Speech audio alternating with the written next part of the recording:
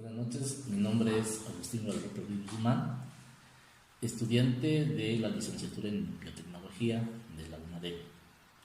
A continuación, les hablaré acerca del ciclo de Krebs. El ciclo de Krebs es llamado así por el nombre del científico Adolf Krebs en 1953. Es también conocido como el ciclo del ácido cítrico o ciclo de los ácidos tricarboxílicos. El ácido cítrico es la misma fórmula que los tricarboxílicos, los cuales son una misma molécula. El ciclo de Krebs es básicamente una ruta metabólica para que nosotros podamos metabolizar los carbohidratos, proteínas, lípidos y ácidos nucleicos que los encontramos en nuestros alimentos, para que una persona pueda estar viva y tener la energía. Estas moléculas serán procesadas en nuestras células de nuestro organismo y con ayuda de las enzimas que serán las encargadas de ir transformando el alimento en una molécula. Cada una va a ir actuando para obtener la energía para que las células puedan almacenarlas. La parte bioquímica se enfoca únicamente en cómo extraer la energía a los carbohidratos. Estos son pasos específicos o rutas metabólicas. Primero nos encontramos con 10 enzimas que van a interactuar y este proceso se va a llamar glucólisis. Después de este proceso, otras enzimas actuarán y de esto surgirá el ciclo de Krebs. En estas dos rutas metabólicas es donde se obtendrá mucha energía. La obtención de toda esa energía se almacenará en las células y este proceso se llama fosforilación oxidativa. Básicamente son las 3 rutas metabólicas que se usan para poder obtener la energía de los carbohidratos. La glucólisis ocurre en el citosol, o sea, en todo el medio de la célula. El ciclo de Krebs ocurre en la matriz mitocondrial y la fosforilación oxidativa ocurre en las crestas mitocondriales. Como bien sabemos, la glucólisis se lleva a cabo en el citoplasma de las células y es la que se ocupa de la oxidación de la glucosa. Por ella se obtienen 2 moléculas de piruvato que serán utilizados en el ciclo de Krebs a través de rutas metabólicas. Ahí la glucosa es degradada para producir energía como ATP y NADH. También es aquí donde se lleva a cabo la fosforilación oxidativa, etapa final de la respiración celular, conocida también como la glucólisis aeróbica. Una ruta metabólica está formada por 10 reacciones enzimáticas, 3 irreversibles y 7 reversibles, y esto se lleva a cabo en 2 fases. La fase 1 se denomina como preparatoria.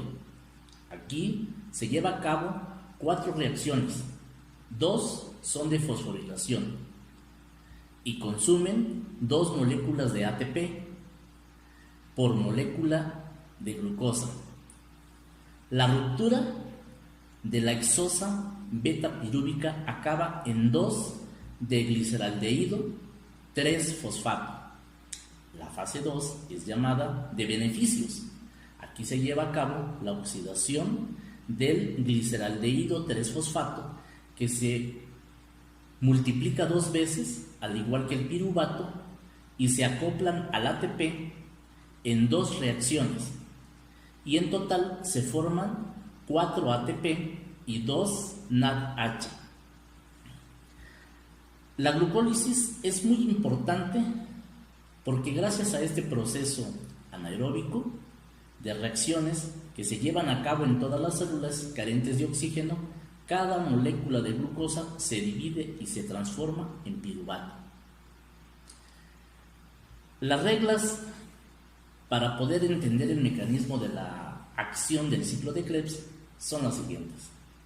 Para poder analizar y entender los mecanismos de acción, la primera regla es, como ya sabemos, es que la glucosa le obtendremos la energía. La segunda regla es que esa energía es guardada en estos tres paquetes: ATP, FAD y NAD. Y la tercera regla, muy importante, es que los carbonos de la glucosa siempre deben estar ocupados sus 4 enlaces. La manera simplificada y de rendimiento del proceso del ciclo de Krebs sería la siguiente. El paso final es la oxidación del ciclo de Krebs, produciendo un oxalacetato y 2 moléculas de dióxido de carbono. El acetilcoenzima A reacciona con una molécula de oxalacetato de 4 carbonos para formar citrato de 6 carbonos mediante una reacción de condensación. A través de una serie de reacciones, el citrato se convierte en un nuevo oxalacetato. Durante estas reacciones se subtraen 2 átomos de carbono del citrato para formar oxalacetato. Dichos átomos de carbono se liberan en forma de dióxido de carbono. El ciclo consume netamente un acetilcoenzima A y produce 2 moléculas de dióxido de carbono. También consume 3 NAD y un FAD, produciendo 3 NADH más 3 moléculas de hidrógeno y un FADH2. El rendimiento de un ciclo es por cada molécula de piruvato, es decir, un guanosintrifosfato, 3 NADH más 3 moléculas de hidrógeno más un FADH2 más 2 moléculas de dióxido de carbono. Cada NADH, cuando se oxide en la cadena respiratoria, originará 3 moléculas de ATP, mientras que el FADH2 dará lugar a 2 moléculas de ATP. Por tanto, 9 más 2 más 1 guanosintrifosfato es igual a 12 moléculas de ATP por cada acetilcoenzima A que ingresa en el ciclo de Krebs. Cada molécula de la glucosa produce vía glucólisis 2 moléculas de piruvato que a su vez producen 2 acetilcoenzima A, por lo que cada molécula de glucosa en el ciclo de Krebs se produce 4 moléculas de dióxido de carbono, 2 de guanosintrifosfato, 6 NADH y 6 moléculas de hidrógeno más 2 FADH2 con un total de 24 ATP. Eficiencia energética.